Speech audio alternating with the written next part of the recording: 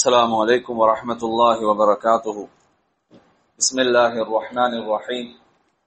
الحمد لله نحمده ونصلي نسلم على رسوله الكريم وعلى آله وصحبه ومن تبعهم بإحسان إلى يوم الدين. أما بعد، لقد جاءكم رسول من أنفسكم عزيز عليه ما عنتم حريص عليكم بالمؤمنين رؤوف رحيم. صدق الله مولانا العظيم.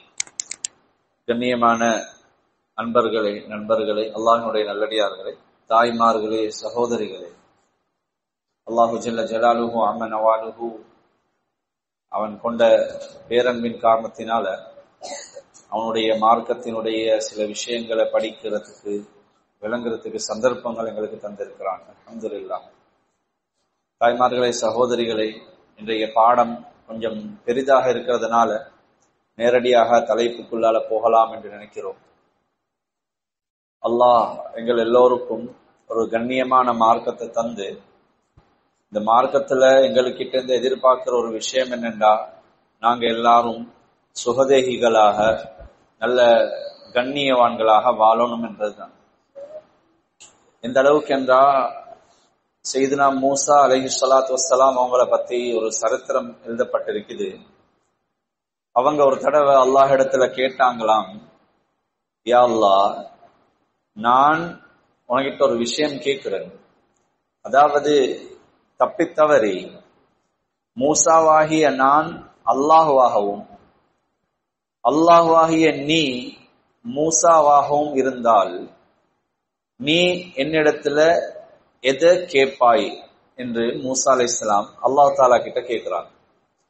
கேட்ட நேரத்தில் அல்லாஹு தஆலா பதில் சொன்னானாம், மூசா, அப்படி நான் மூசாவாகவும் நீங்க ரப்பாகவும் இருந்தா நான் உங்களுக்கு ஆஃபியத் என்ற அந்த ஆரோக்கியத்தை துஆவாக கேட்பேன் என்று சொல்லிக் கொடுத்ததாக சரித்திரங்கள்ல பதியப்பட்டிருக்கு. அப்ப ஆஃபியத் என்றது ரொம்ப முக்கியமானது. ஆஃபியத் என்று சொல்லப்படும் பொழுது, தாய்மார்களே, சகோதரிகளே, நாங்க நினைக்கிறோம் உடம்புல மாத்திரம்தான் ஆரோக்கியம் தேவை அப்படி என்று. மாறாக அப்படி அல்ல. நபி ஸல்லல்லாஹு அலைஹி வஸல்லம் அவங்க சொல்லின விஷயம்தான் சலுல்லாஹல் ஆஃபியா. அல்லாஹ் இடத்துல நீங்க ஆரோக்கியத்தை துஆவாக கேட்க சொன்னாங்க. ஆரோக்கியம் என்று சொல்லப்படும் பொழுது, தாய்மார்களே, சகோதரிகளே, எங்களைய பெத்த எங்களை தாயில இருந்து ஆரம்பிச்சு நாங்க மௌத்தாகிற எங்களோட மௌத்து வரையில எல்லாமே ஆரோக்கியமாக கட்டாயமாக இருக்கணும். நாங்க துஆ கேட்கணும், யா அல்லாஹ், என் உம்மாவை எனக்கு ஆரோக்கியமாக ஆக்கித்தா, என் வாப்பாவை எனக்கு ஆரோக்கியமாக ஆக்கித்தா, நான் செய்யற வேலை என் வேலையை எனக்கு ஆரோக்கியமாக்கித்தா, நான் வாகனம் வாங்கிக்கிறேன், இந்த வாகனத்தை எனக்கு ஆரோக்கியமாக்கித்தா, நான் எனக்கு இருக்கக்கூடிய வீடு அந்த வீட்டை ஆரோக்கியமாக்கித்தா, நான் பெத்தெடுக்கிற எங்களோட பிள்ளைகளை ஆரோக்கியமானதாக ஆக்கித்தா, நான் முடித்த என் மனைவி அல்லது கணவன் இவங்களை எனக்கு ஆரோக்கியமானதாக ஆக்கித்தா. இப்படி எல்லாம் எங்களுக்கு ஆரோக்கியமாக இருக்கணும். தாய்மார்களே, சகோதரிகள், எந்த ஒன்று எங்களுக்கு ஆரோக்கியம் இல்லாமல் போகுதோ அதைத்தான் நாங்க பலாய் என்றோம், முசீபத்துகள் என்றோம். அப்ப நபி ஸல்லல்லாஹு அலைஹி வஸல்லம் அவங்க எங்களுக்கு எல்லாத்திலையும் ஆரோக்கியத்தை கேட்கும்படி எங்களுக்கு ஆர்டராக கட்டளையாக இருக்கிறாங்க. எனவே அல்லாஹ் எங்கள் எல்லோருக்கும் ஆஃபியத் என்ற அந்த ஆரோக்கியத்தை எல்லாத்திலும் நசீபாக்குவானா. தாய்மார்களே, சகோதரிகளே, இன்றைய முக்கியமான பாடம் என்ன என்று சொன்னா, நாங்க எங்களுக்கு தெரியும் நோய்கள் என்று சொல்லப்படும் பொழுது பலதரப்பட்ட நோய்களை நாங்க எங்களோட கண்களால பார்த்திருக்கிறோம், பாதிக்கப்பட்டிருக்கிறவங்கள பார்த்திருக்கிறோம். அதுக்கெல்லாம் மருந்துகளை அல்லாஹு தாலா வச்சிருக்கிறார். மா அன்ஸலல்லாஹு தாஅன் இல்லா ஜஅல லஹு ஷிஃபா. அல்லாஹு தாலா எந்த ஒரு நோயையும் அதோட மருந்தோட சேர்த்தே தவிர இறக்குறதல்ல என்று ஹதீஸ்ல ஸல்லல்லாஹு அலைஹி வஸல்லம் சொல்லியிருக்கிறாங்க. அந்த அடிப்படையில தாய்மார்களே, சகோதரிகளே, இன்றைக்கு உலகத்துல நிறைய பேர் எல்லாத்தையும் பார்க்கிறோம், எல்லா நோய்கள் எல்லா விஷயத்திலையும் மருந்து செய்யறோம். ஆனா அதுல சில வகையான நோய்கள் இருக்குது, அது அல்லாஹ் குர்ஆன்ல பேசுறான். அதே மாதிரி நபிமார்களை கூட அந்த நோய் விட்டு வைக்கல. அதுல ஒரு தலைப்பை தான் இன்றைக்கு நாங்க பார்க்க இருக்கிறோம். அதுதான் முக்கியமான பொல்லாத ஒரு நோயாக எங்களோட சமூகத்துல இன்றைக்கு அதிகமானவங்களை தாக்கி இருக்கக்கூடிய இந்த கண்ணூர் சம்பந்தப்பட்ட விஷயம். தாய்மார்களே, சகோதரிகளே, கண்ணூருடைய விஷயம் என்று சொல்லப்படும் பொழுது பல பிரிவுகளாக அதை பிரிக்கலாம். இந்த கண்ணூருடைய விஷயங்கள் வரும் பொழுது அதுல ஜின்களும் உள்ளடங்குறாங்க. அவங்களையும் எங்களுக்கு உள்ளால விட்டுட்டு போக முடியாத ஒரு நிலைமைக்கு ஆளாக்கப்படுறோம் நாங்க. அப்ப அதை பத்தியும் பேச வேண்டிய தேவை இருக்குது. அப்ப கண்ணூர் பத்தி சுருக்கமாக விளங்கிக் கொள்ளலாம் தாய்மார்களே, சகோதரிகளே. கண்ணூர் என்று சொல்லப்படும் பொழுது நபி ஸல்லல்லாஹு அலைஹி வஸல்லம் அதோட பயங்கர தன்மையை இப்படி சொல்லி காட்டினாங்க. அதாவது அல்லாஹுடைய தக்தீர், அல்லாஹுடைய கதிர், இந்த கதிரை எந்த ஒன்றும் முந்திரத்துக்கு அனுமதி இல்லை. அல்லாஹுடைய கலா கதிர் என்று நாங்க சொல்றோமே, அப்ப இந்த அல்லாஹு தாலா எழுதின ஒரு எழுத்து, அந்த முடிவை எந்த ஒன்றாலும் மீறக்கூடிய மிஞ்சக்கூடிய சக்தி கிடையாது. ஆனால் லஸபகத்தில் ஐன், அப்படி ஏதாவது ஒன்று அல்லாஹுடைய தக்தீரையும் விட விதியையும் மிஞ்சி வேலை செய்யும் என்றிருந்தால் கண்ணூர் தான் அந்த வேலையை செய்யும் என்று சொன்னாங்க. அவ்வளவுக்கு கண்ணூர் ரொம்ப பொல்லாததாக இருக்குது. இன்னொரு தடவை நபி ஸல்லல்லாஹு அலைஹி வஸல்லம் அதை விளங்கப்படுத்தினாங்க. இந்த கண்ணூர் என்றது எப்படியான சாமான் என்று சொன்னா, ஒட்டகத்தை கொண்டு போய் சட்டியில சேர்த்துடும், நல்ல மனிதனை கொண்டு போய் கபர்ல சேர்த்துடும் என்று சொன்னாங்க. ஒட்டகத்தை சட்டியில சேர்க்கும் என்ற அர்த்தம் என்ன? ஒரு ஒட்டகத்தை பார்த்து அதுக்கு கண்ணு பட்டுருச்சு என்று சொன்னா அந்த ஒட்டகம் நோய்வாய்ப்பட்டுடும். எனவே நோய்வாய்ப்பட்டா அதுல எஜமானன் என்ன செய்வாரு? அது சாகரத்துக்கு முன்னால உடனே அறுத்து குர்பான் கொடுத்துடுவாரு. அதை ஆக்கிறதுக்காக சட்டியில போடப்படும். ஆனா மனிதனை அப்படி செய்ய இயலாததுனால அவங்க நோய்வாய்ப்பட்டு மௌத்தாகி கபருக்கு போயிடுவாங்க என்று நபி ஸல்லல்லாஹு அலைஹி வஸல்லம் சொன்னாங்க. தாய்மார்களே, சகோதரிகளே, இந்த கண்ணூருடைய விஷயத்துல இன்னொரு விஷயத்த நீங்க ஞாபகம் வச்சுக்கொள்ளணும். இந்த கண்ணூர் 3 விதத்தால வரும். ஒன்றுதான் இந்த கண்ணூர் என்று சொல்றது உம்மா வாப்பா, அதாவது எங்களை பெத்த எங்களோட உம்மா வாப்பட கண்ணூறுகள் அவங்களோட சொந்த பிள்ளைகளுக்கு படும். இந்த விஷயம் நல்லா ஞாபகத்துல வச்சுக்கோங்க. 2வது விஷயம்தான் ஷைத்தான்களினுடைய கண்ணூறுகள் எங்களுக்கு படும், அதாவது பிறரினுடைய கண்ணூர் எங்களுக்கு படலாம். 3வது சொந்த நபரினுடைய கண்ணூர் அவங்களுக்கே படலாம்.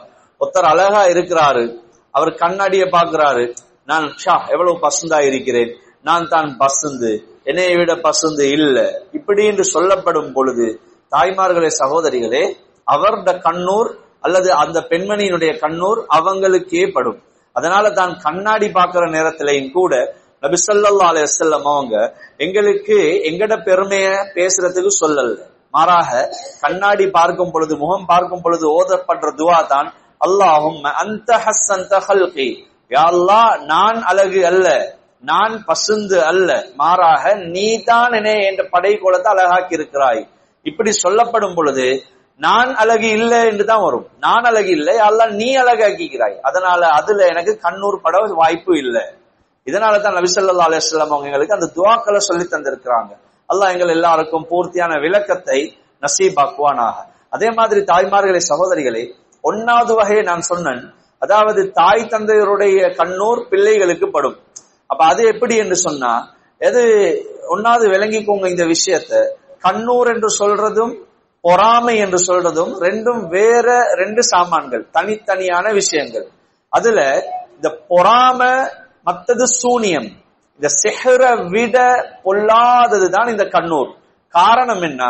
சிஹர் செய்யப்பட்டால் அதுக்கு அலாமத்துகள், அடையாளங்களை அல்லாஹு தாலா வச்சிருக்கிறான். ஒரு விஷயத்தை கண்டுட்டோம் என்று சொன்னா அது எங்களுக்கு சிஹர் தான் என்றதை கண்டுகொள்ளலாம்.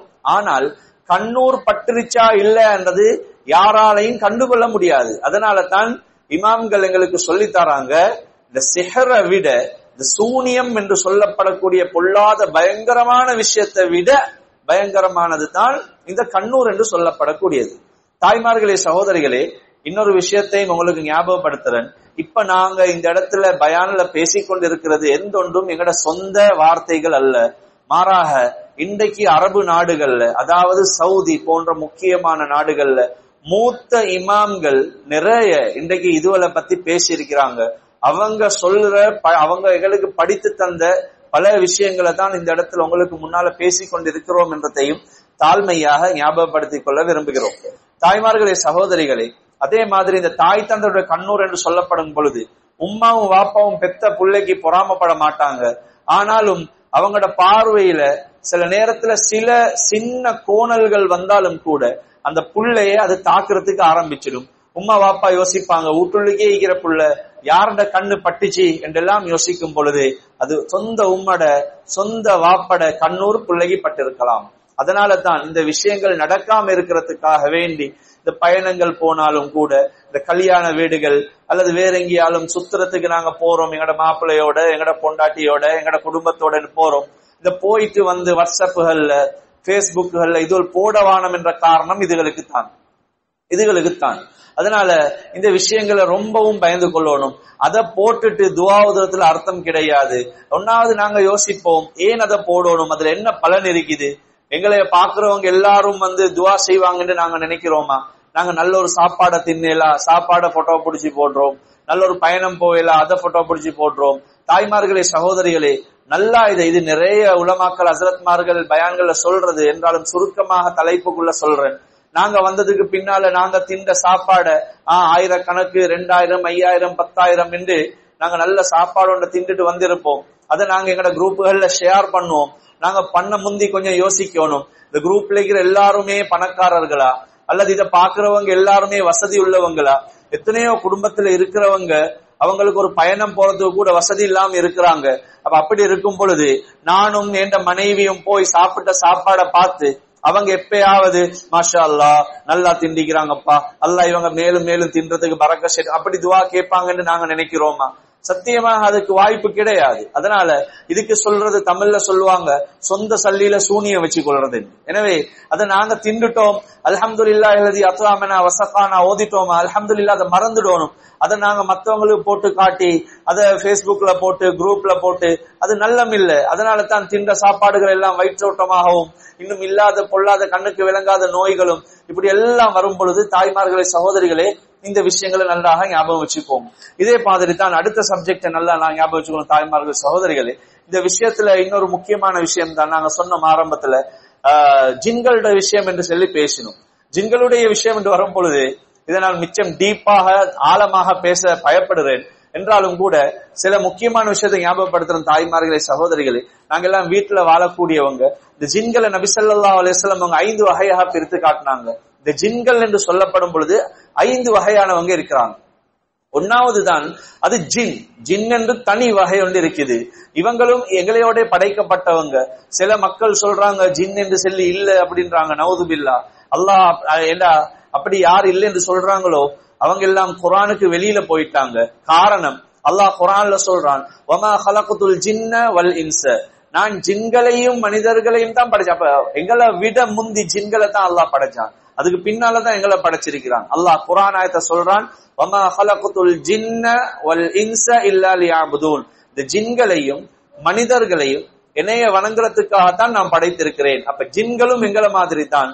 அவங்களுக்கும் ஆயுள் கொடுக்கப்பட்டிருக்குது, அவங்களுக்கும் மவுத்து இருக்குது, அவங்களும் எங்களே மாதிரி பிறந்து வளரக்கூடியவங்க, அதே மாதிரி அவங்களும் நிக்கா செய்யக்கூடியவங்க, அவங்களும் படிக்கிறவங்க, அவங்களையும் ஹாஃபிஸ் ஆலிம் என்றெல்லாம் இருக்கிறாங்க, அவங்கள டாக்டர்மார் இன்ஜினியர்மார் இருக்கிறாங்க.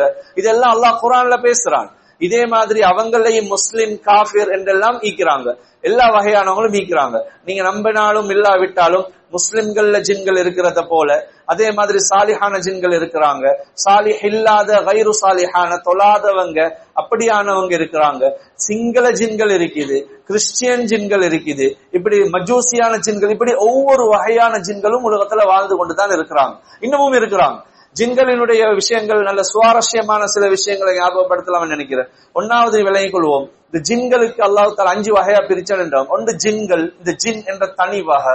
இன்னொரு ஜின்கள் வகை இருக்கிறாங்க, அவங்களோட பெயர்கள் அர்வாஹ் என்று சொல்லப்படும். இந்த அர்வாஹ் என்று சொல்லப்பட்ட ஜின்கள் தான் அவங்க தான் இந்த நாங்க கேள்விப்பட்டிருப்போம்.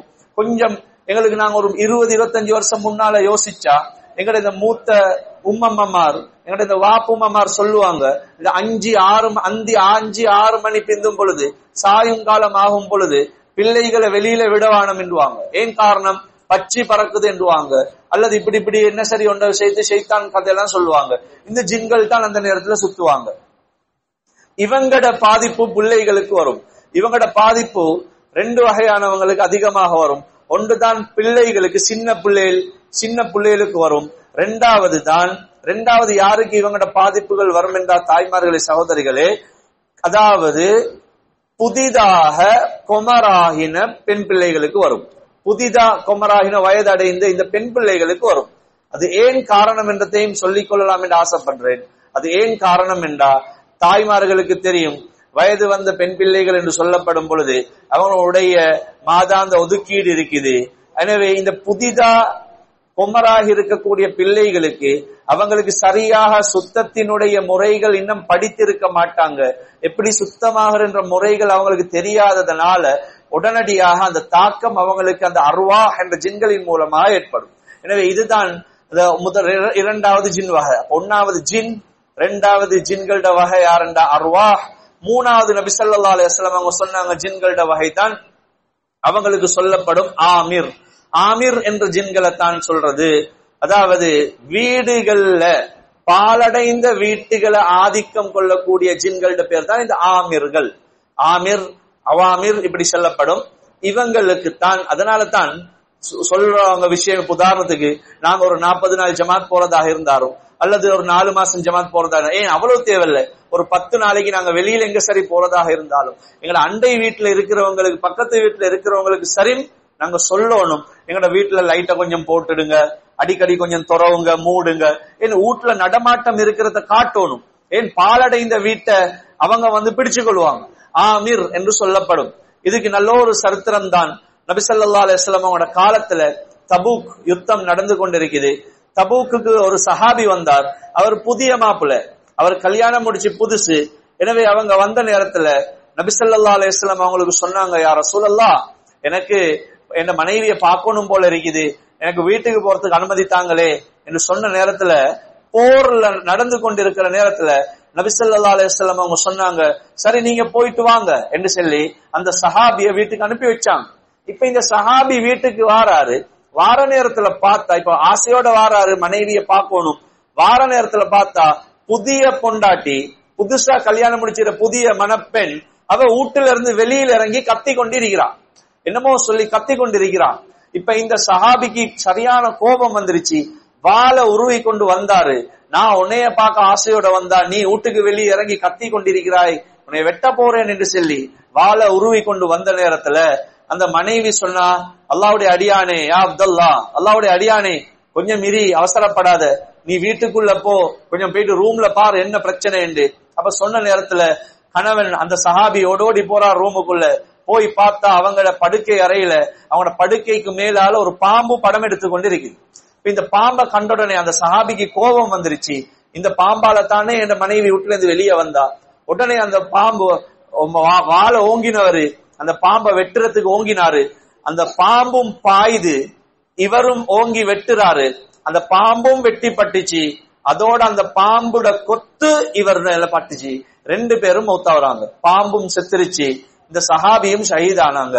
இந்த விஷயம் நபி ஸல்லல்லாஹு அலைஹி வஸல்லம் அவங்களுக்கு சொல்லப்பட்டுச்சு, யா ரசூலல்லாஹ், இன்ன சஹாபி இப்படி பாதிக்கப்பட்டு இந்த பாம்பு கொத்தினதுனால மௌத்தாயிட்டாங்கன்னு சொன்ன உடனே நபி அவங்க தலையில கைய வச்சு சொன்னாங்க, அல்லாஹ், அது சொல்றது ஆமிர் என்று சொல்றதப்பா, இந்த ஜின்னுக்கு தான் ஆமிர் என்று பேர் சொல்றது.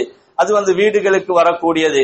அது கிட்ட கொஞ்சம் சொல்லி இருந்தா அது போயிட்டு இருக்குமே, ஏன் அவசரப்பட்டார் என்று சொல்லி நபி அவங்க கேட்டாங்க. அப்படின்னு அர்த்தம் என்ன?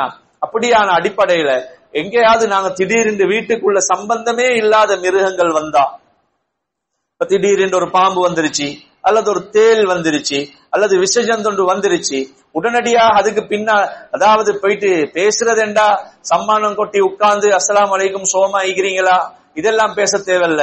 மாறாக நல்ல மறுவாதியா வெளியே போயிடுங்க என்று சொன்னா ஒரு 3 நபி அவங்க சொன்னாங்க, 3 தடவைக்கு அதை சொன்னாங்க. சொன்னா அவங்க போயிடுவாங்க. அதை மீறி போக இல்லாட்டி நாங்க அடிக்கிறதுக்கோ அதுக்கு நாங்க துன்புறம் அதை என்ன சொல்ல கொள்றதுக்கோ நாங்க முயற்சி செய்யலாம். நபி அவங்க இதா எங்களுக்கு வழிகாட்டி இருக்கிறாங்க. எனவே இது 3வது வகையான ஜின்கள். இவங்களுக்கு சொல்றது ஆமிர் அல்லது அவாமிர் இப்படியான பெயர்கள்ல சொல்லப்படும். 4வது ஜின்கள் தான் எங்களுக்கு நல்லா தெரிஞ்ச ஃபேமஸான பெயர் தான் இப்லீஸ். இந்த இப்லீஸ் என்றவனும் ஜின், அவனும் ஜின் வகையை சேர்ந்தவன் தான். அல்லாஹ் குர்ஆன்ல சூரத்துல் கஹ்ஃப்ல நாங்க வெள்ளிக்கிழமை தோறும் மோதக்கூடிய சூரா, இந்த சூரத்துல் கஹ்ஃப்ல 50வது வசனத்துல சொல்லி காட்டுகின்றான், வைஸ் குல்னா லில் மலாயிகத்தி இஸ்ஜுது லி ஆதம் ஃபஸஜது, அதாவது நாங்கள் ஆதம் அலைஹிஸ்ஸலாத்துக்கு மலக்குமார பார்த்து சொன்னோம் எல்லாரும் சஜிதா செய்யுங்க என்று. ஃபஸஜது, எல்லாரும் சஜிதா செஞ்சாங்க. இல்லா இப்லீஸ, இந்த இப்லீஸ் என்றவனை தவிர அவன் சஜிதா செய்யல. கான மினல் ஜின்னி, அவனும் ஜின் வர்க்கத்தை சேர்ந்தவன் தான் என்று அல்லாஹ் குர்ஆன்ல சொல்றான். ஏன்னா இப்லீஸ பத்தி எங்களுக்கு தெரியும், நாங்க அதனால அதை பத்தி மிச்சம் பேச தேவையில்ல. 5வது இருக்கக்கூடிய வகை தான் ஜின்கள்ல இஃப்ரீத் என்ற ஜின் வகை. இத பத்தி அல்லாஹ் குர்ஆன்ல சூரத்துல் நம்ல்ல பேசுறான். அதாவது சுலைமான் அலைஹிஸ்ஸலாம் அவங்க பல்கீஸ் ராணியினுடைய அந்த சிம்மாசனத்தை கொண்டு வரணும் என்று சொல்ல நேரத்துல எப்படி சொன்னாங்க, எனக்கு அவசரமா அந்த சிம்மாசனம் தேவை என்று சொன்ன நேரத்துல கால இஃப்ரீத்தும் மினல் ஜின்னி, ஜின்களை சேர்ந்த இஃப்ரீத் என்ற ஒரு ஜின் சொல்லிச்சு. அப்படின்னா என்ன சொல்லிச்சு, அதுக்கு சரியான பவரீகி, அதாவது பாரங்கள் சாமான்களை தூக்குற சாமான்கள் கொண்டு வாரத்துக்கு எல்லாம் பயன்படுத்தப்படும் ஒரு ஜின்களோட பேர் தான் இந்த இஃப்ரீத்.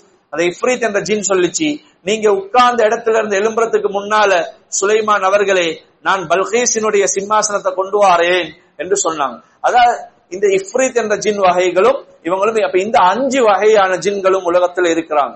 இது ஜின்களுடைய ஒரு சுவாரஸ்யமான ஒரு விஷயம். இன்னொரு விஷயம் தான் ஜின்களுக்கு அல்லாஹ் தஆலா கொடுத்திருக்கக்கூடிய இன்னொரு அது அல்லாஹ் கொடுத்திருக்கிறான் இன்னொரு சக்தி தான் அவங்களுக்கு பறக்கிறதுக்குரிய சக்தி, தூரம் பயணிக்கக்கூடிய சக்தி அல்லாஹ் கொடுத்திருக்கிறான். எவ்வளவு தூரம் தாய்மார்களே சகோதரிகளே, நான் கேள்வியா உங்களிடத்துல கேட்கிறேன், எவ்வளவு தூரம் பறக்கிறாங்களா இருக்கும் என்று நினைக்கிறீங்க? அதாவது அவங்களுக்கு உலகத்திலிருந்து முதலாவது வானத்திட அளவுக்கு போகக்கூடிய சக்தியை அல்லாஹ் கொடுத்திருக்கிறான். வானத்தை தாண்டி அல்ல, வானத்திட முகடு அளவுக்கு போகலாம். இது அல்லாஹ் குர்ஆன்ல சொல்றான். எந்த அளவுக்கு சொல்றான், வலகத் ஸய்யன்னா ஸமாஅ துன்யா பிமஸாபிஹ வஜஅல்னாஹா ருஜூமன் லிஷ்ஷயாத்தீன். நாங்க வானத்துல நட்சத்திரங்களை ஏன் உண்டாக்கி இருக்கிறோம்? ஸய்யன்னா ஸமாஅ துன்யா பிமஸாபிஹ், வானத்தினுடைய அந்த மோடுகளை இந்த மசாபிஹ் என்று சொல்லப்படக்கூடிய இந்த நட்சத்திரங்களை கொண்டு அழகாக்கி இருக்கிறோம். ஒன்று அழகாக்கி இருக்கிறோம், இரண்டாவது ருஜூமன் லிஷ்ஷயாத்தீன், இந்த ஷைத்தான்களுக்கு எரியறதுக்காக அடிச்சு அடிச்சு விரட்டதுக்காக அந்த நட்சத்திரங்களை பாவிக்கிறோம் என்று அல்லாஹ் குர்ஆன்ல சொல்றான். அவ்வளவு தூரம் அவங்க பயணிக்கிறதுக்கு அல்லாஹ் தஆலா சக்தியை கொடுத்திருக்கிறான். இது அவங்களுக்குரிய இன்னொரு சிறப்பம்சம். இன்னொரு 3வது ஒரு விஷயம் தான், அவங்களுடைய ஆயுள் அல்லாஹ் தஆலா நீளமாக ஆக்கி வைத்திருக்கிறான். எவ்வளவு நீளமாக ஆக்கி வைத்திருக்கிறான் என்றா, சில சரித்திரங்கள்ல ஹதீசுகள்ல வந்திருக்குது, நபி ஸல்லல்லாஹு அலைஹி வஸல்லம் அவங்களோட சஹாபாக்களோட மஜ்லிஸ்ல, அதாவது நபி அவங்களோட மஜ்லிஸ்ல ஆதம் அலைஹிஸ்ஸலாத்துல முதலாவது 2 மகன்மார் ஹாபீல் காபீல், இவங்க 2 பேர்ல ஒத்தரை கொண்டு அந்த ஜனாசா ஊர்வலத்துல கலந்து கொண்ட ஜின்களும் நபி அவங்களோட காலத்துல வாழ்ந்ததாக சரித்திரம் இருக்கு. அப்ப அவ்வளவு காலம், பல்லாயிரக்கணக்கான வருடங்கள் அவங்க வாழ்ந்திருக்கிறாங்க.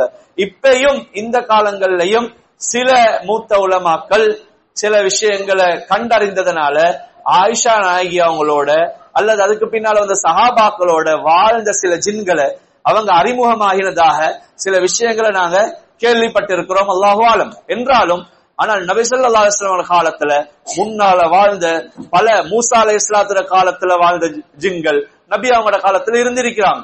இப்படி எல்லாம் மூத்த காலங்கள்ல வாழ்ந்த ஜின்கள் வாழ்ந்திருக்கிறாங்க. அவங்களுக்கு ஹயாத் அல்லாஹ் நீளமாக்கி வைத்திருக்கிறான்.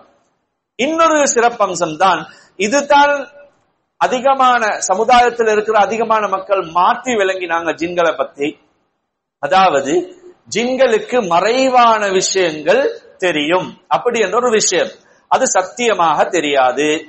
அல்லாஹ் அவனுக்கு மாத்திரம்தான் மறைவானதெல்லாம் தெரியும். 2வது விஷயம், சில ரசூல்மார்கள் அல்லாஹ் சொல்றான், இல்லா மனிர்தலா மிர் ரசூலின், சில ரசூல்மார்களுக்கு அல்லாஹ் அனுமதி கொடுத்திருக்கிறான், சில விஷயங்கள் அல்லாஹ் வஹீயின் மூலமாக அறிவித்திருக்கிறான், அது அவங்க பிற்காலத்துல நடக்க இருக்கிறதாக சொல்லி இருக்கிறாங்க. உதாரணமாக தஜ்ஜால் வாரத்தை பத்தி எங்கட நபி சொன்னாங்க. எப்படி சொன்னாங்க? அல்லாஹ் அறிவித்தான். அதே மாதிரி கியாமத்து நாள் நெருங்கும் பொழுது இன்னென்ன அடையாளங்கள் எல்லாம் நடக்கும் என்று சொன்னாங்க. எப்படி நபிக்கு தெரியும்? சாஸ்திரமா அல்லது வேற மை வெளிச்சம் பார்த்தாங்களா? நவுது பில்லாஹி மின்ஹா. இல்ல, அல்லாஹ் அறிவித்தவைகளை நபி ஸல்லல்லாஹு அலைஹி வஸல்லம் அவங்க அந்த இடத்துல சொல்லி காட்டினாங்க. ஆனால் ஜின்களோட விஷயத்துல எதை நாங்க பிழையா விளங்கினோம் என்றால், தாய்மார்களே சகோதரிகளே, ஜின்களுக்கு அவங்களுக்கு திரை இல்ல. ஜின்கள் என்று சொல்றவங்க, இப்ப நான் உங்களுக்கு முன்னால இப்ப லேடிஸ் பயான் பண்ணி கொண்டிருக்கிறேன், இந்த இடத்துல கேர்டன் ஒன்று இருக்குது. ஜின்களுக்கு அந்த கேர்டன் தேவை இல்லை. அவங்க உட்கார்ந்தாங்கண்டா அவங்களுக்கு நெடும் தூரம் பார்க்கறதுக்கு தடை இல்லாம விளங்கும். இப்ப நாங்க உட்கார்ந்தா எங்களுக்கு முன்னால ஒரு சுவர் இருக்குது அல்லது ஒரு கதவு இருக்குதுண்டா அதுக்கு பின்னால இருக்கிறவர் என்ன செய்யறாரு, நிக்கிறாரா, உட்கார்றாரா, ஆனா பெண்ணா என்றெல்லாம் தெரியாது. ஆனா ஜின்களுக்கு அந்த திரை கிடையாது, உட்கார்ந்தால் நேரடியாக தொலைதூரம் விளங்கும். இதத்தான் மறைவானது ஜின்களுக்கு விளங்குறது என்று சொல்றது. அத சில அதாவது விளங்கப்படுத்துற நேரங்கள்ல வந்த பிழைகளால அந்த மறைவானது என்று சொல்லப்படும் பொழுது நபிமார்களுக்கு அல்லாஹ் கொடுத்த அந்த சில மூஜிசாக்களை மாதிரி யோசிச்சு அதை பிழையாக விளங்கி கொண்டோம். எனவே இந்த விளக்கங்களை கொஞ்சம் சரியாக விளங்கிக் கொள்ளணும்.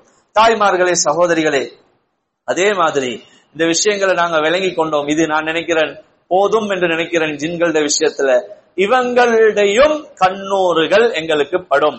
ஏன் அல்லாஹ் குர்ஆன்ல சூரத்துல் ஆராஃப்ல எங்களுக்கு இந்த விஷயத்தை ஞாபகப்படுத்துறான், அல்லது சூரத்துல் அன்ஆம்ல இந்த விஷயத்தை ஞாபகப்படுத்துறான். எப்படி இன்னஹு யராக்கும் ஹுவ வ கபீலுஹு மின் ஹைசு லா தரவுனஹும். அதாவது நபியே நாயகமே, இன்னஹு யராக்கும் ஹுவ வ கபீலுஹு, அந்த ஜின்களும் அந்த ஷைத்தான்களும் அவங்களோட கூட்டத்தவர்களும் உங்களைய பார்த்து கொண்டிருக்கிறாங்க.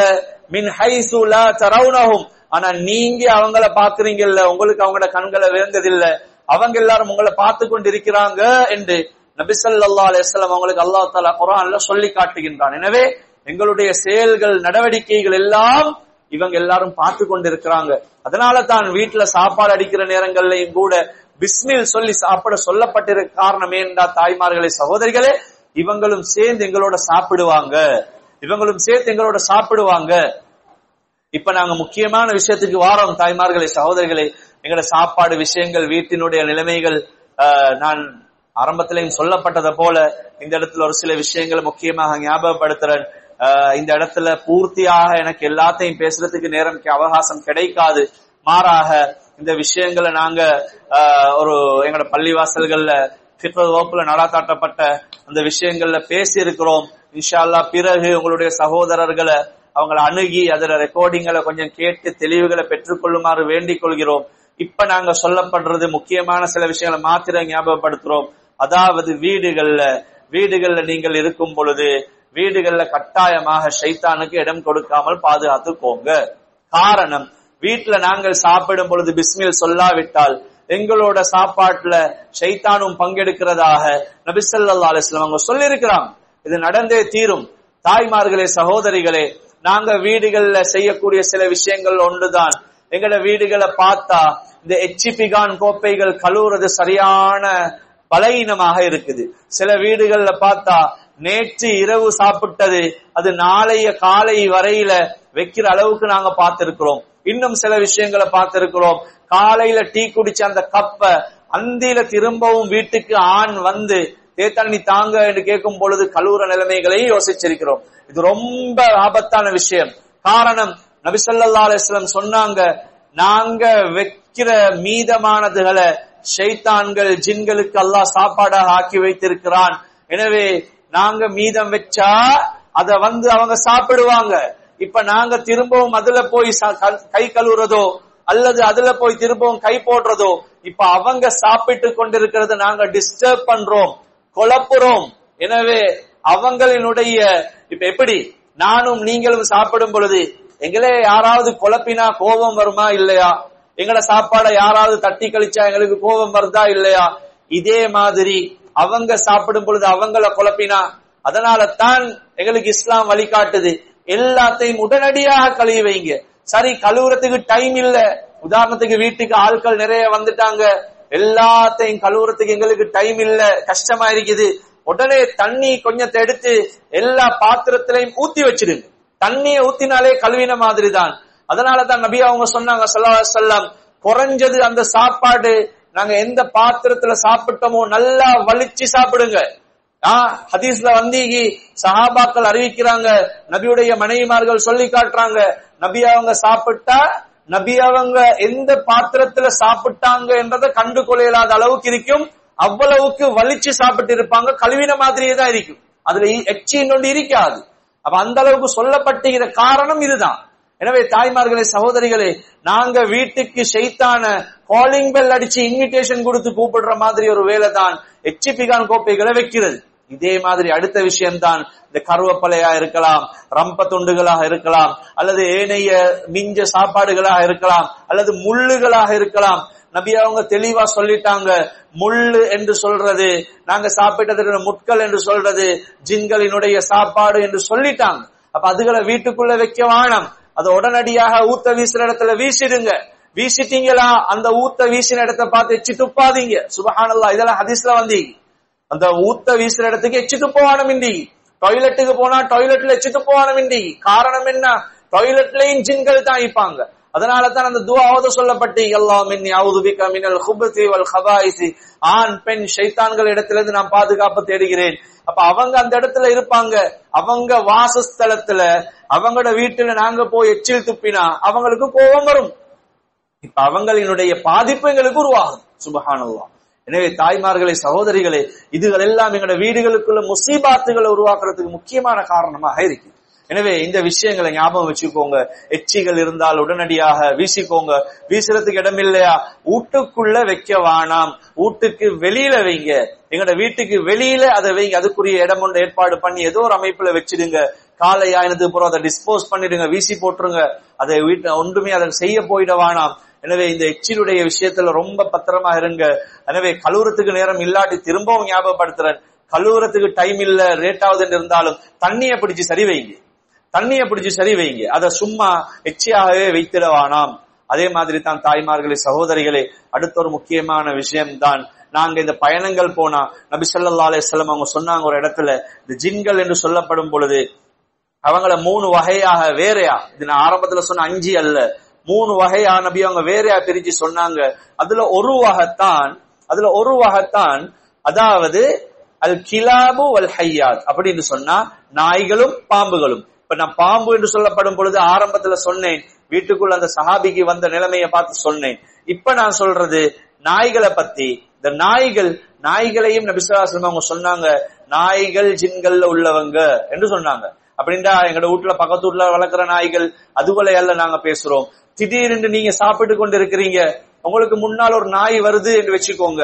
அதாவது நீங்க பாக்குறீங்க, எப்படிடா எங்கட வீட்டு ஏரியாவுல ஒரு நாய் வந்துச்சு, எங்க இருந்து வந்துச்சுன்னு நீங்க யோசிக்கிற அளவுக்கு இருக்குதுண்டா, கொஞ்சம் நீங்க புத்தி யோசனையோட நடந்து கொள்ளணும். அந்த நாய்க்கு அடிக்க போயிடாதீங்க, அந்த நாய்க்கு நீங்க அடிக்க போயிடாதீங்க. ஒன்றோ சாப்பாடு கொடுக்குறீங்களா, முள்ளுகள் இருக்கா போடுங்க, இல்லையா பேசாம ஒதுங்கி போயிடுங்க, அதுக்கு ஒன்றும் செஞ்சிடவானம். எனவே நபி அவங்க ஹதீஸ்ல சொன்னாங்க, அதுகள் ஜின்கள் என்று சொன்னாங்க. இதே மாதிரி தான் இப்ப நீங்க ஒரு விஷயத்தை விளங்கலாம். நாங்க சில இடங்களுக்கு போறோம், இந்த கடல் கரைகளுக்கு போறோம், அல்லது எங்கேயாவது ஓப்பனா பார்க்குகளுக்கு போறோம், எங்கேயாவது வெளியில சாப்பாடை வாங்கிட்டு போய் சாப்பிடுறோம். அப்ப அந்த கிரவுண்ட்ல மேய்ஞ்சி கொண்டு இருக்கக்கூடிய ஓடிக்கொண்டிருக்கிற சில நாய்கள், அந்த நாய்கள் எங்களுக்கு பக்கத்துல கொஞ்சம் தூரத்துல உட்கார்ந்து பார்த்து கொண்டே இருக்கும். நாங்க சத்தியமா சாப்பாடு போடுறது இல்லை அதுகளுக்கு. ஏன்? அது நாங்க வாங்கிட்டு வந்திருக்கிறோம், நாய்க்கு போட்டா அது இன்னும் கிட்ட வரும் என்றது எங்களுக்கு தெரியும். எனவே நாங்க சாப்பாடுகள் முள்ளொன்றும் போடுறது இல்லை. ஆனா நீங்க பார்த்திருக்கலாம், சில பிள்ளைகளுக்கா இருக்கலாம், ஆண்கள் பெண்கள் யாருக்காம் இருக்கலாம், சில நேரம் வீடுகளுக்கு வயிற்றோட்டம் லூஸ் மோஷன் போறதெல்லாம் நாங்க பார்த்திருக்கிறோம். இந்த நேரங்கள்ல பள்ளியில ஹஸ்ரத் கிட்டேயோ அல்லது யாருகிட்டயோ போய் நாங்க இப்படித்தான் கொஞ்சம் ஓதித்தாங்கண்டா அவங்க பார்த்துட்டு சொல்லுவாங்க, புள்ளைக்கு கொதிப்பட்டு இருக்குன்னு சொல்லுவாங்க, புள்ளைக்கு கண்பட்ட சாப்பாடு பட்டிருக்கின்றாங்க, கண்ணூர் சாப்பாடுகள் திண்டு பட்டிருக்கின்னு சொல்லுவாங்க. கண்ணூர் சாப்பாடுன்றது எப்படி உருவாகிச்சென்றா, நீங்க தின்ற சாப்பாட அந்த நாய் பார்த்ததுதான்.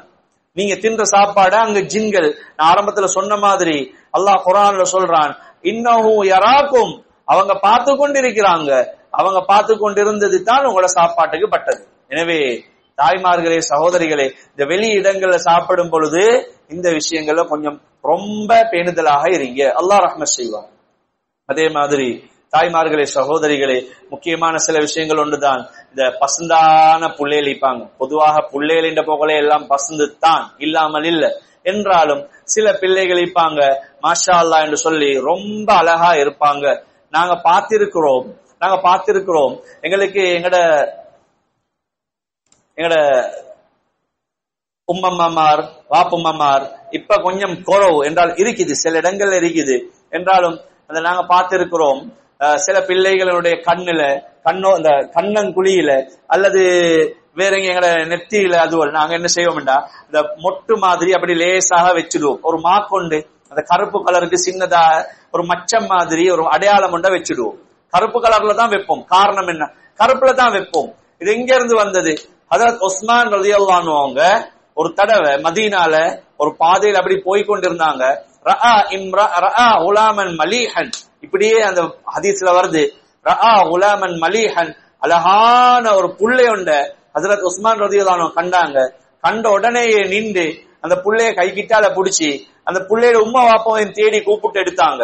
கூப்பிட்டு எடுத்துட்டு சொன்னாங்களாம், இந்த பிள்ளைய பார்த்து அந்த உம்மா வாப்பாவை பார்த்து சொன்னாங்க, இந்த பிள்ளையிட அதாவது அந்த பிள்ளையினுடைய ஒன்றோ கண்ணங்குழி அல்லது நாடி, ரெண்டுல ஒரு பகுதி, ஒன்றோ கண்ணங்குழி அல்லது நாடி, இந்த பகுதி நடு பகுதி, வாயினுடைய நேர நடுப்பகுதிய அவங்க சொன்னாங்க கருப்பாக்கி விடுங்கன்னு சொன்னாங்க. சின்ன ஏதாவது அதுல ஹதீஸ்ல வருது எப்படின்னு சொன்னா, உஸ்மான் ரலியல்லாஹு அன்ஹு எப்படி சொன்னாங்கன்றா, அதாவது கறி கட்டி, இப்ப இன்றைய தான் அந்த ஆயில் எல்லாம் வந்திருக்குது, இந்த ட்ராப் எல்லாம் வந்திருக்கு, முந்தி அதெல்லாம் இருக்கல.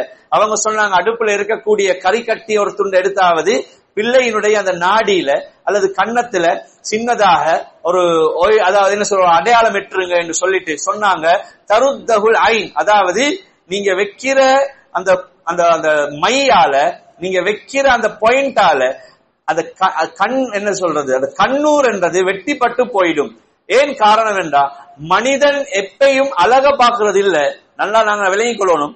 மனிதன் என்றவன் அழக தேடுறவன் அல்ல, மனிதன் என்றவன் குறைய தேடுறவன். அல்லாஹ் எப்பயுமே மனிதனை படைச்சிருக்கிறான், குறைய தேடுறதுக்கு தான் படைச்சிக்கிறான். எப்பயும் மனுஷன் நல்லதை பாக்குறது இல்லை, மனுஷன் கெட்டதை தான் பாக்குறது. எனவே அல்லாஹ் தஆலா அந்த ஹிக்மத்தை எப்படி வச்சிருக்கிறான்டா, நாங்க போன உடனே அந்த புள்ளையிட மூஞ்சில ஏதாவது கருப்பு அடையாளம் ஒன்று இருக்கிறத கண்டா எங்கட கண்ணு நேர அந்த கருப்பின் பக்கம் தான் போகும். கருப்பை பார்த்துட்டு தான் அந்த அழக பார்க்கும். அதனால அந்த கண்ணினுடைய பவர் குறைஞ்சிடும். எனவே உஸ்மான் ரலியல்லாஹு அன்ஹு அவங்க சொன்னாங்க, வானாம் நீங்க எனவே இந்த பிள்ளைகளுக்கு அநியாயம் நடக்கிறதுக்காக நீங்க இந்த விஷயத்தை செஞ்சிடுங்க. அப்ப அந்த கண்ணுல இருந்து புள்ள பாதுகாக்கப்படும். அண்டையில இருந்து இன்றைக்கு வரைக்கும் எங்கட பிள்ளைகளுக்கு நாங்க அந்த கருப்பை வச்சு கொண்டு வரோம். காரணம் என்ன? அந்த பிள்ளைகளுக்கு கண்ணூர்ல தாக்கம் வராமல் இருக்கிறதுக்காக. அல்லாஹ்வுடைய நல்லடியார்களே, தாய்மார்களே, சகோதரிகளே, நாங்க நல்லா இந்த விஷயங்களை ஞாபகத்துல வச்சுக்கொள்ளணும். எனவே இது மாத்திரம் இல்லாமல் தாய்மார்களே, சகோதரிகளே, இன்னும் ஒரு சில விஷயங்கள் தான் முக்கியமான விஷயம். இப்ப நாங்க வாரோம் வீட்டுக்குள்ள கணவன் மனைவி மாஷா அல்லாஹ் சந்தோஷமா வாழ்றோம். இதை ஏன் நாங்க ஊருக்கு பெறை அடிக்கணும்? ஏன் மாப்பிள்ளையோட நான் சந்தோஷமா இருக்கிறேன், ஏன் பொண்டாட்டியோட நான் சந்தோஷமா இருக்கிறேன், ஏன் பொண்டாட்டி அழகு, ஏன் மாப்பிள்ளை மாஷா அல்லாஹ் வசீகரமானவர், அல்லது ஏன் மாப்பிள்ளை நான் சொன்ன உடனே எல்லா இடத்துக்கும் கூட்டி கொண்டு போறார், ஏன் பொண்டாட்டி நான் சொல்ற எல்லா வேலையும் செய்யறா, ஏன் பொண்டாட்டி மாஷா அல்லாஹ் நிறைய வெரைட்டியா ஆக்குறா, நல்லா சமைக்கிறா. இதெல்லாம் நானும் நீங்களும் ஏன் ஊர்ல இருக்கிறவங்களுக்கு சொல்லணும்? இதை நான் மிம்பர்ல ஏன் பயான்ல சொல்லணும்? இதுல என்ன சரி பலன் இருக்குதா? இதால எனக்கு என்ன சரி கிடைக்க போகுதா? ஒன்றே ஒன்று மட்டும் நிச்சயமாக கிடைக்கும். ஏண்டையும் பொண்டாட்டிடையும் ரெண்டு பேருடையும் இடையில பிரச்சனை உருவாகும். அல்லாஹு அக்பர். தாய்மார்களே, சகோதரிகளே, இதை நான் ஏண்ட சொந்த நான் சொன்ன ஆரம்பத்திலே சொல்லிட்டேன். ஏண்ட முடிவால நாம் பேசல. அல்லாஹ் சூரத்துல் பக்ரால இந்த விஷயத்த பேசுறான். சுலைமான் அலைஹிஸ்ஸலாத்துடைய சூனியத்துடைய விஷயத்துல அல்லாஹ் இந்த விஷயத்த பேசுறான். ஃபயதஅல்லமூன மின்ஹுமா மா யுஃபர்ரிகுன பிஹி பைனல் மர்இ வ ஸௌஜிஹி. அதாவது இந்த கண்ணூறு சூனியம் போன்றவைகளால ஒன்னாவது உலகத்துல நடந்த பாவம் என்னவென்றா, பைனல் மர்இ வ ஸௌஜிஹி, கணவனுக்கும் மனைவிக்கும் இடையில பிரிவு ஏற்பட்டதுதான் உலகத்துல ஒன்னாவது நடந்த பாவம். எதால? கண்ணூர் சூனியம் போன்றவைகளால. எனவே தாய்மார்களே, சகோதரிகளே, இந்த விஷயங்கள் வெளியில சொல்லக்கூடாது. எங்கட சந்தோஷத்தை எங்கட 4 மூளை அந்த ரூம் உள்ளுக்கு மட்டும்தான் நாங்க வைத்துக் கொள்ளணும். என்ன பொண்டாட்டி சிலவங்க சில நேரத்துல வாய கிண்டி கேட்பாங்க, எப்படி சந்தோஷமா இருக்கிறீங்களா? சொல்லுங்க, ஓ கொஞ்சம் கொஞ்சம் பிரச்சனையோட சந்தோஷமா இருக்கிறோம். ஏன்? பிரச்சனை சுவர்க்கத்திலே வந்தது. ஆதம் அலைஹிஸ்ஸலாம் ஹவ்வா அலைஹிஸ்ஸலாம் 2 பேரையும் பார்த்து ஷைத்தானுக்கு வந்தது ஒன்னாவது அந்த பொறாமை தான். அந்த பொறாமை, அடே இவங்க 2 பேரும் நல்ல ஜொலியா இருக்கிறாங்களே, அந்த பொறாமை தான் உலகத்துக்கு 2 பேரையும் கொண்டாட வச்சுச்சு. காரணம், அவங்களோட சந்தோஷம் வெளியில வந்தது தான் காரணம். தாய்மார்களே, சகோதரிகளே, அதனால இந்த சந்தோஷங்களை வெளியில சொல்லவானம். பிளீஸ், உங்ககிட்ட கெஞ்சி கேட்கிறோம், இதை வெளியில ஒரு நாளும் சொல்லவானம். சிலவங்க போடுறது 5வது வருஷம் அனிவர்சரி வாட்ஸ்அப்ல போடுறது என்னத்துக்கு உங்களுக்கு? நீங்க கொஞ்சம் யோசிச்சு பாருங்க. கல்யாணம் முடிச்சு ஒரு 3 மாசம், ஏன் ஒரே நாள்ல தலாக்காவின பாவம் பிள்ளைகள், அப்படியான பெண்மணிகளும் இருக்கிறாங்க, ஆண் சகோதரர்களும் இருக்கிறாங்க, எல்லாரும் இருக்கிறாங்க. இப்ப நான் இவ போடுறா, நாங்க 5 வருஷம் எங்களுடைய அனிவர்சரி, இல்லாட்டி 10 வருஷம் நானும் என் மாப்பிள்ளை முண்டா வாழ்றோம், என் மாப்பிள்ளை துபாய் கூட்டி போயிட்டு இருக்கிறார், என் மாப்பிள்ளை உம்ரா கூட்டி போயிட்டு இருக்கிறார், இவங்க அங்க இருந்து கொண்டு 10வது அனிவர்சரி 10வது வருஷம் ஒன்றாக இணைந்து இப்படி என்றெல்லாம் போட்டுட்டு கீழே போடுவாங்க ஒரு வார்த்தை உண்டு, துவா செய்யுங்க என்று போடுவாங்க. தாய்மார்களே, சகோதரிகளே, 1 மாசத்துல டிவோர்ஸ் ஆயினோன் நீங்களே யோசிங்க. 1 மாசத்துல டிவோர்ஸ் ஆயினோன் துவா செய்வானா? அவனுக்கு எப்படி துவா வரும்? எப்படி துவா வரும்? ஸ்ரீ, எங்களுக்கு இப்படி ஒன்று அமைய இல்லையே, எங்களுக்கு இப்படி ஒன்று கிடைக்கலையே. அந்த கவலைத்தான் கண்ணூர், அந்த கவலைத்தான் கண்ணூர் என்று சொல்றது. தாய்மார்களே, சகோதரிகள், நல்லா ஞாபகத்துல வச்சுக்கோங்க. இந்த விஷயங்களை தயவு செய்து நீங்க இதுல வெளியில அம்பலப்படுத்தவானம். ஓணுமின்றா ஒரு 2 ரகாத் தொழுங்க, சொல்லுட்டு யா அல்லாஹ் இப்படி வாழ வச்ச மாதிரி இன்னும் 10 வருஷத்துக்கு நல்லா வாழ வச்சிடியா அல்லாஹ், மவுத் வரையில உண்டாக்கி தாயா அல்லாஹ், அப்படி கேளு. தாய்மார்களே, சகோதரிகளே, அதை விட்டுட்டு வெளியில யாருக்கும் செஞ்சு கொண்டு அதுக்கு பாட்டி போட்டு கொண்டு கேக் வெட்டி கொண்டு வானாம், இதுக்கு மருந்து இல்ல. எனவே அதே மாதிரி அடுத்த முக்கியமான ஒரு விஷயம்தான், நாங்க அல்லாஹ்வுடைய கிருபையால சில தாய்மார்கள் இருக்கிறோம், நாங்க என்ன செய்யறது, வீடு மாறுறது, கூலிக்கு வீடுகள் மாறுறோம், கூலிக்கு அங்கலங்கில வீடுகள் மாறுறோம். எப்படி கல்யாணத்துக்கு பொண்ணு பார்க்க சொல்லிருக்குதோ, எப்படி கல்யாணத்துக்கு மாப்பிள்ளை பார்க்க சொல்லிருக்குதோ, அதே மாதிரி தான் வீடும் பார்க்கணும். சிலவங்க என்னது பாக்குறேன்டா, வீடு பள்ளிக்கிட்ட இருந்தா எல்லாம் நல்லந்தானே, பரகத்தானே அப்படின்றாங்க. இஸ்லாத்துல பள்ளிக்கிட்ட வீடு இருந்தா பரகத், பன்சல கிட்ட வீடு இருந்தா முசீபத், சர்ச்சு கிட்ட வீடு இருந்தா ஆஃபியத், இப்படி எங்கேயும் சொல்லி இல்ல. வீட்டுல இருக்கிறவன் தொலாட்டி, வீட்டுல இருக்கிறவன் தொழுதான்டா அவன் எங்க இருந்தாலும் பரக்கத்தா இருப்பான், சந்தேகம் கிடையாது. ஒன்னாவது இந்த விஷயத்தை ஞாபகத்துல வச்சுக்கோங்க. சொல்ல வர விஷயம் அது அல்ல, தொழுகையை பத்தி பேச வரல. சொல்ல வர விஷயம் என்னண்டா, நீங்க வீடுகள் கணவன்மார்கள் பாக்குறாங்க அல்லது நீங்களும் பாக்குறீங்க, நல்ல நல்ல வீடுகள் வருது பாக்குறீங்கடா, பள்ளிக்கிட்ட இருக்கு, அது 2, அதெல்லாம் 5வது 6வது 7வது நீங்க பார்க்க வேண்டியது. 1வது பாருங்க, நீங்க வீடு யாரோட வீட்டை வாங்குறீங்களோ அவர் உரிமையாளரா என்று சொல்லி பாருங்க, உரிமையாளரா என்று சொல்லி பாருங்க. அந்த வீட்டினுடைய டீடுகளை செக் பண்ணுங்க. உரிமையாளர், உதாரணத்துக்கு ஏ என்று சொல்லி ஒருத்தர் இருக்கிறாரு, அந்த ஏ என்று சொல்லி ஒருத்தட வீட்டை தான் நீங்க இப்ப கூலிக்கு எடுக்க போறீங்க. நீங்க கேளுங்க, அது அவரோட சொந்த வீடான்னு கேளுங்க. ஓ என்று சொன்னா டீட பாருங்க, அவரோட பேர்ல ரெஜிஸ்ட்ரேஷன் இருக்கான்னு பாருங்க. ரெஜிஸ்ட்ரேஷன் வேற யாரு, இதை நல்லா விளங்கிக்கோங்க. நான் பெரிய பேச்சொண்டு பேசிக்கொண்டு வாரன்.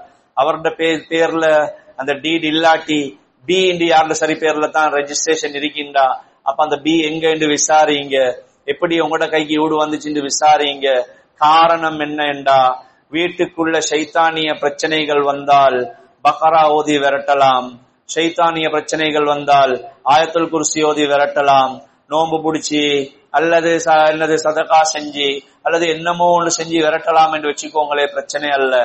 ஆனால் அந்த வீட்டினுடைய சொந்தக்காரர் இடத்துல இருந்து ஆரம்பத்துல சொல்லப்பட்டது போல பி என்ற சகோதரர் கிட்ட இருந்து ஏ என்ற சகோதரர் வீட்டை பறைச்சி இப்ப அந்த வீட்டில் உள்ள பிரச்சனை வந்துருச்சுண்டா, உங்களால சூரத்துல் பக்ரா அல்ல முழு குர்ஆனை மோதினாலும் ஷைத்தான விரட்ட ஏலா.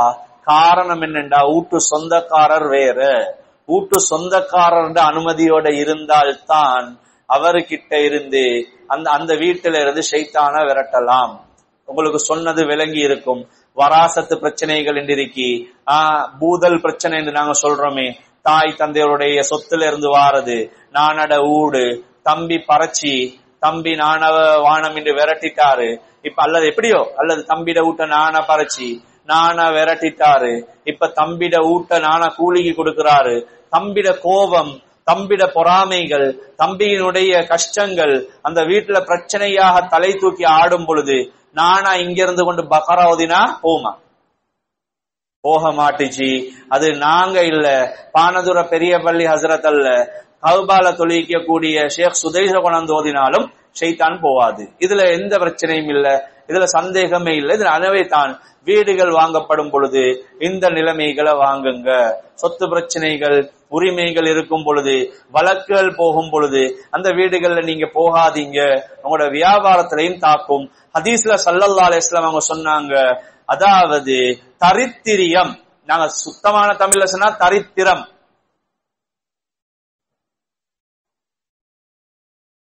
அதுதான் வார்த்தை. நபி ஸல்லல்லாஹு அலைஹி வஸல்லம் அவங்க சொன்னாங்க, இந்த தரித்திரம் என்று சொல்றது மூணு விஷயத்துல தான் இருக்குது. ஒன்னாவது சொன்னாங்க பெண்களில் தரித்திரம் இருக்குது என்று சொன்னாங்க, நாங்க அதை இப்ப பேச வர இல்ல. ரெண்டாவது சொன்னாங்க வீட்டுல தரித்திரம் இருக்குதுன்றாங்க, அதை இப்ப நாங்க சொன்னோம் கொஞ்ச நேரத்துக்கு முன்னால. இப்படி நடந்தால் தரித்திரங்கள் உருவாகும். எச்பிகாங் கோப்பையில இருந்து ஆரம்பிச்சு சொன்னோம், இப்ப கடைசியா சொல்றது வரைக்கும் இந்த டீட் விஷயம் வரைக்கும் பேசணும். மூணாவது சொன்னாங்க வாகனங்கள்லயும் தரித்திரங்கள் இருக்குது என்று சொன்னாங்க. அது என்ன வாகனத்துல தரித்திரம் இருக்குது? நாங்க பார்த்திருக்கலாம், சில நேரத்துல எங்கட வீடுகள் எங்கட கணவன் அல்லது எங்கட நான தம்பி அல்லது எங்கட வாப்பா அல்லது யாரோ நீங்களாவும் இருக்கலாம், வாகனம் வாங்கி இருந்தா அந்த வாகனம் வீட்டுல இருந்ததை விட கராஜ்ல இருந்ததுதான் கூட. அவன் சிலவங்க சொல்லுவாங்க, உண்ட வாகனத்தை நான் ரோட்ல கண்டில்லடா, எப்ப பார்த்தாலும் கராஜ்ல தான் இருக்குது. ஏன் எப்ப பார்த்தாலும் சர்வீஸ், அவர் டயரை மாத்தி கொண்டா ஹேண்டிலோட இது, ஹேண்டில மாத்தி கொண்டா இன்னொன்றோட இது, மாறி மாறி மாறி மாறி ஒன்று கொண்டு ஜம்ப் ஆகி கொண்டே. அதுக்கு தான் சொல்றது வாகனத்துல தரித்திரம். அவர் வாகனத்தால அனுபவிக்கிறார் இல்ல, மாறாக கஷ்டப்படுறார். நபி ஸல்லல்லாஹு அலைஹி வஸல்லம் அவங்க சொன்னாங்க. அதே மாதிரி தான் வீடும். சிலவங்க வீட்டுக்கு வர்றாங்க, சில வீடுகளை பாருங்க பரக்கத்தா இருக்கும், சொல்லுவாங்க நான் இந்த வீட்டுக்கு மாஷா அல்லாஹ் எனக்கு 5 வருஷமா பிள்ளை இல்ல, இந்த வீட்டுக்கு வந்ததுதான் தாமதம், எனக்கு திடீர்னு உடனடியாக எனக்கு பிள்ளை கிடைச்சிச்சு. அதெல்லாம் அந்த வீட்டுக்கு வந்த உடனே விளங்கும், என் மாப்பிள்ளையினுடைய வியாபாரங்கள் பரக்கத்தாகிருச்சு இப்படின்னுவாங்க. இதே அடுத்த சைடுக்கு தலைகீழ நடக்கிறது மீகி, வந்ததுக்கு பின்னால எல்லாருக்கும் சோம் இல்ல, எனக்கும் அவருக்கும் இடையில பிரச்சனை. தாய்மார்களே சகோதரிகளே நல்லா ஞாபகம் வச்சுக்கோங்க, உங்களுக்கும் கணவனுக்கும் இடையில அல்லது எங்கேயோ உங்களோட வீட்டுல உங்களோட குடும்பத்துல யாருடைய உங்களோட தங்கச்சியா இருக்கலாம், தாத்தாவா இருக்கலாம், நண்பிகளா இருக்கலாம், யாருடைய மத்திலையும் கணவன் மனைவிக்கு இடையில பிரச்சனை வருதுண்டா 2 பேருக்கும் முதலாவது எங்கேயாவது ஒரு மூலையில உட்கார்ந்து நல்லா யோசிக்க சொல்லுங்க, எப்பயில இருந்து இது ஆரம்பம் ஆகிச்சு, இது எப்ப ஸ்டார்ட் ஆகிச்சுன்றதை ஆரம்பிக்க சொல்லு, நல்லா யோசிக்க சொல்லும். இத பாருங்க, நல்லா அவங்க 2 பேரும் சந்தோஷமாக வெளியில போய் வந்த எப்பயாவது ஒரு நிகழ்வுக்கு பின்னால தான் இது ஆரம்பிச்சீங்க. நிச்சயமா நீங்க பாருங்க, ஷுவரா அது அப்படிதான் இருந்திருக்கும். ஒன்றோ கல்யாணமா இருக்கலாம் அல்லது ஜமாத்தா இருக்கலாம், வேண்டியது பிரச்சனை அல்ல. எங்க போயிருந்தாலும் சந்தோஷமாக, அல்லது நான் ஆரம்பத்துல சொன்னதை போல இவங்களோட சந்தோஷங்களை வெளியில எல்லாருக்கும் முன்னால் அம்பலப்படுத்தி இப்படியான நாட்களுக்கு பின்னால தான் இந்த விஷயங்கள் தலை தூக்க ஆரம்பித்திருக்கும். அப்படியானால் என்ன செய்யணும்? இப்ப நீங்க உடனடியாக தீர்வு காணணும். நீங்க 2 பேரும் பேசி முடிவெடுக்கலாம். காரணம் என்ன? இப்ப உங்க 2 பேருக்கும் இடையில அந்த ஜின்னியத், அந்த ஷைத்தானியத் ஊடுருவிக்குது. உடனே நீங்க 2 பேரும் வேற வேறையாக தனியாவது யாராவது இருக்கக்கூடிய இந்த துறையில தேர்ச்சி பெற்றவங்களிடத்துல அல்லது கவுன்சிலிங் செய்யக்கூடிய நல்ல மக்களிடத்துல போய் முறைகளை அணுகி அவங்கள வச்சு பரஸ்பரம் அழகான முறையில சமாதானங்களை பேசி இதுல இருந்து வெளியில வாரத்துக்கு வழிமுறைகளை செஞ்சுக்கோம். தாய்மார்களே சகோதரிகளே, இது முக்கியமான விஷயம். இப்ப நாம் பேசினது இதை நல்லா ஞாபகத்துல வச்சுக்கோங்க. அதே மாதிரி தான் அடுத்ததாக தாய்மார்களே சகோதரிகளே, இப்ப நாங்க சொல்ல போற விஷயங்கள், இந்த நான் ஆரம்பத்துல சொன்ன மாதிரி இந்த இதுக்குரிய பரிகாரங்கள், இப்படி இப்ப ஆவிரிக்கு ஹசரத், இப்படி நிலைமைகள் ஈக்கி ஹசரத், நாங்க என்ன செய்யணும், அதுக்கு சில முக்கியமான சில விஷயங்களை ஞாபகப்படுத்தி இந்த பேச்சை முடிச்சு கொள்றேன். அதாவது முதலாவது ஞாபகம் வச்சுக்கோங்க, நாங்க ஓதுகின்ற நேரங்கள்ல ஒவ்வொரு நாளும் இப்ப இந்த டைம் அஸ்ர் தொழுகைக்கு பின்னாலையும் சுபஹ் தொழுகைக்கு பின்னாலையும் குல் அஊது பிரப்பில் ஃபலகையும் குல் அஊது பிரப்பின் நாஸையும் 11 தடவைகள் தனித்தனியாக ஓதி முழு உடம்புலையும் ஊதி தேய்ச்சிக்கோங்க. எல்லா இடத்துலயும் தேய்ச்சிக்கோங்க. உங்களோட முழு உடம்புலையும் தேய்ச்சிக்கோங்க. உங்களோட சின்ன பிள்ளைகள் இருப்பாங்க, அதாவது ஓடி ஆடக்கூடிய வயதுல பிள்ளைகள் இருப்பாங்க, அவங்களுக்கும் மேல்களை தேய்ச்சுடுங்க. ஊதிக்கோங்க. தண்ணீர ஓதி வச்சு புறவைக்கு தெளிச்சுக்கோங்க. அல்லது உங்களோட கப்பொன்ல ஓதி நீங்க குடிங்க, அல்லது நீங்க குளிக்கிற நேரங்கள்ல மிக்ஸ் பண்ணிக்கோங்க. வேண்டியது செய்யுங்க. குல்லாவது பிரப்பில் ஃபலக் குல் அஊது பிரப்பின் நாஸ் 11 தடவைகள். நான் ஆரம்பத்துல சொன்னது போல திரும்பவும் சொல்றேன், இது ஏண்ட சொந்த கருத்துக்கள் அல்ல. சவுதி நாட்டை சேர்ந்த இன்றைக்கு இருக்கக்கூடிய முக்கியமான மூத்த உலமாக்கள், இமாம்கள் இந்த விஷயங்கள் எல்லாம் எங்களுக்கு இப்ப வரைக்கும் சொல்லித்தாராங்க. இந்த யூடியூப்ல எல்லாம் இதெல்லாம் இன்றைக்கு மாஷா அல்லாஹ் பயான்கள் இருக்குது அரபியில. விளங்குறவங்க இருந்தால் பார்த்து கொள்ளலாம் தாராளமாக. எனவே தாய்மார்களே, சகோதரிகளே, அடுத்த சில விஷயம்தான் நாங்க ஓதுறது ஆரம்பத்துல சொல்லப்பட்டது போல சூரத்துல் நிசால வரக்கூடிய அம் யஹ்சுதூனன் நாஸ என்று வரக்கூடிய ஒரு ஆயத்து இருக்குது.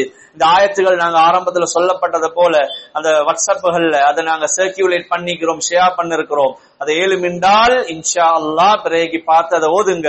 ஒரு தடவை இதையும் ஓதிக்கோங்க, ஒரு தடவைக்கு பார்த்து ஓதிக்கோங்க. அதே மாதிரி அடுத்த ஒரு ஆயத்து இருக்குது சூரத்து யூசுப்ல. சூரா யூசுப்ல இருக்கிற விஷயத்தை நான் கடைசியாக ஞாபகப்படுத்துறேன். அதுக்கு பின்னால இன்னொரு விஷயம் அல்லாஹ் குர்ஆன்ல சொல்றான் சூரத்துல் கஹஃப்ல, வலவுலா இஸ் தகல்த ஜன்னதக குல்த மாஷா அல்லாஹ் லா குவத இல்லா பில்லாஹ் என்று வரக்கூடிய ஒரு ஆயத். அந்த ஆயத்தையும் ஒருக்க ஓதிக்கோங்க. இதெல்லாம் இதெல்லாம் அந்த ஷேர் பண்ணப்பட்டிருக்குது இன்ஷா அல்லாஹ், பிறகு பார்த்துக் கொள்ளலாம். அந்த ஆயத்தை ஒரு தடவை ஓதிக்கோங்க.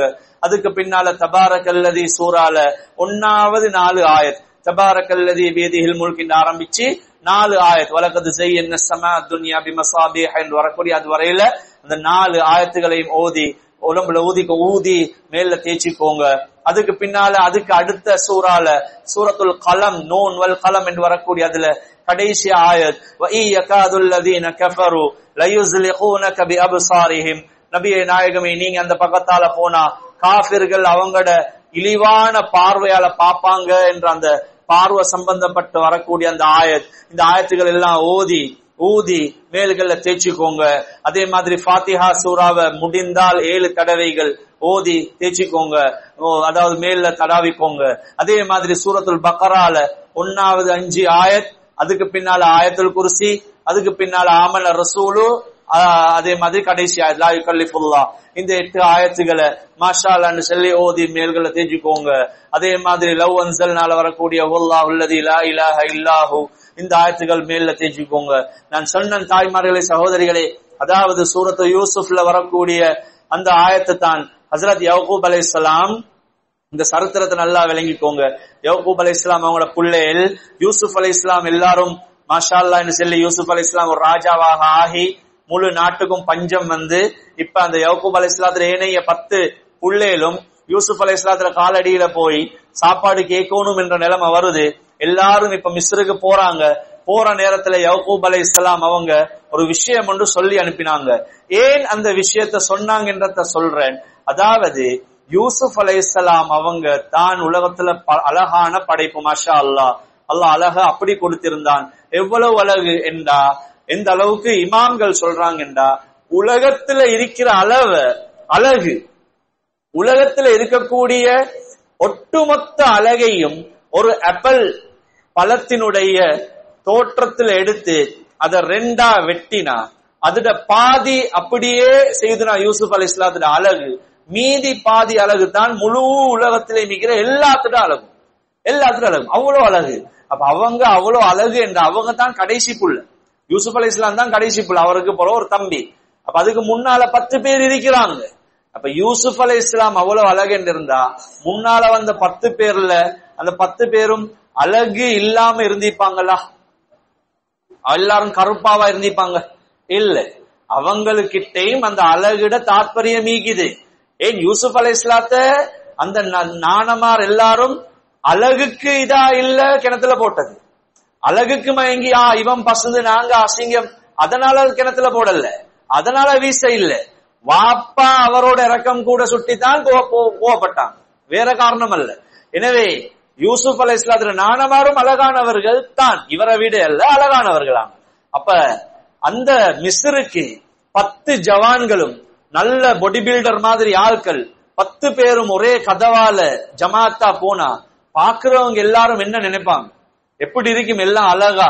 உதாரணத்துக்கு ஒரு 5 சின்ன புள்ளையில ஜுப்பா தலப்பா எல்லாம் கட்டி கண்ணுக்கு சுருமாவையும் பூசி ரோட்ல விட்டா பாருங்களே எவ்வளவு பசந்தா இது, கண்ணாலே நான் சில கண்ணாலே தின்றேன், அப்படி இருக்கும். இந்த நிலைமை வராமைக்கிறதுக்கு தான் யக்கூப் அலைஹிஸ்ஸலாம் அண்டைக்கு பாவிச்சாங்க. யா புனைய லா ததுகுலு மின் பாபின் வாஹிதின், யா பனிய லா ததுகுலு மின் பாபின் வாஹிதின், என்னுடைய பிள்ளைகளே, நீங்க எல்லாரும் மிஸ்ருக்கு போறீங்க, ஒரே என்ட்ரன்ஸால போவாதீங்க. மிஸ்ருக்கு எல்லாரும் ஒரே ரோடால போவாதீங்க. வதுகுலு மின் அப்வாபின் முத்தஃபர்ரிகா, வேற வேற ரோடால போங்க. உதாரணத்துக்கு இந்த ஹோல் எடுத்துக்கொண்டா, இங்கிட்டுக்கு அங்கிட்டால் ஒரு கதவு இருக்கி, இந்த பக்கத்தால் ஒரு கதவு இருக்கி, பின்னுக்கால் ஒரு கதவு இருக்கி, ஒவ்வொருத்தரும் ஒவ்வொரு கதவால வாங்க, எல்லாரும் ஒரே கதவால வரவானா என்று சொல்லி அந்த யாக்கூப் அலைஹிஸ்ஸலாம் தண்ட பிள்ளைகளுக்கு சொன்னது என்னது? ஏன் இத பயந்தாங்க, இந்த கண்ணூரை பயந்தாங்க, அதைத்தான் சொல்லி காட்டினாங்க. எனவே இந்த ஆயத்தை மோதி ஊதி மேல்கள்ல தடாவிக்கோங்க. தன்னுடைய சின்ன பிள்ளைகள் இருப்பாங்க, மேல்களை தடாவிக்கோங்க. கணவன் மாறிப்பாங்க, அவங்களுக்கு ஓதி ஊதி விடுங்க.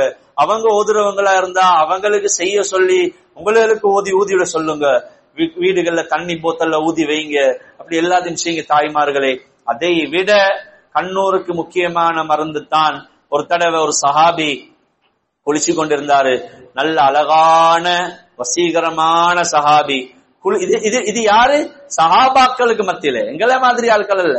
நான் சொன்னேன் கண்ணூர் என்றது கொஞ்சம் மிஸ்டேக் ஆகினா வார பிரச்சனை. அது கண்ணூர் என்றது தெரியாம நான் சொன்னேன், தாய் தந்தையர்களோட கண்ணூரும் பிள்ளைக்கு படும், மிஸ்டேக்கால வாரது. அப்ப சஹாபாக்கள் ஒரு சஹாபி குளிச்சு கொண்டிருக்கிறாரு. அவர் தன்னுடைய ஜுப்பா மேலாடை வேண்டியது கலட்டி மேலுக்கு தண்ணி ஊத்த போகல. பக்கத்துல இருந்த ஒரு சஹாபி ஷா பசுந்தாகிறார் என்று சொன்னதுதான் தாமதம். என்ன நடந்துச்சு என்று நினைக்கிறீங்க தாய்மார்களே, சகோதரிகளே? அந்த சஹாபி அப்படியே மயங்கி விழுந்துட்டார். கண்ணூரினுடைய ஓரம் யார்ட கண்ணு பட்டுச்சு? காஃபிர்டே அல்ல, ரோட்ல போன நாயிடே அல்ல, ஜின்கள்ட கண்ணு படல, சொந்த இன்னொரு சஹாபிட கண்ணு தான் பட்டுச்சு. அந்த இருந்த சஹாபி அப்படியே மயங்கி விழுந்துட்டாரு. உடனே இந்த விஷயத்த அந்த சஹாபி அப்படியே தூக்கிட்டு வந்தாங்க. வந்து நபிக்கு முன்னால சடலமாக போடப்பட்டுச்சு. கேட்டாங்க, யா ரசூலல்லாஹ் இப்படி ஆகிருச்சு. நபி அவங்க சொன்னாங்க, என்ன நடந்துச்சு?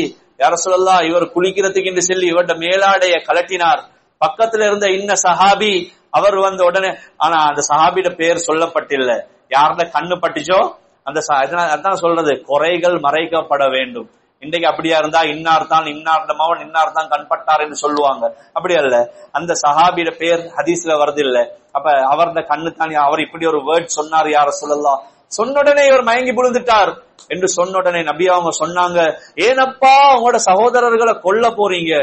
அப்படி பசந்தா கண்டா மாஷா அல்லாஹ் லா ஹவுல வலா குவத்த இல்லா பில்லாஹ் சொல்லுங்களே, குறைஞ்சா போகுது என்று நபி அவங்க சொல்லிட்டு சொன்னாங்க ஒரு வார்த்தை உண்டு, யார்ட கண் இவருக்கு பட்டிச்சோ அவருக்கு குளிக்க சொல்லுங்க, அவருக்கு குளிக்க சொல்லுங்க.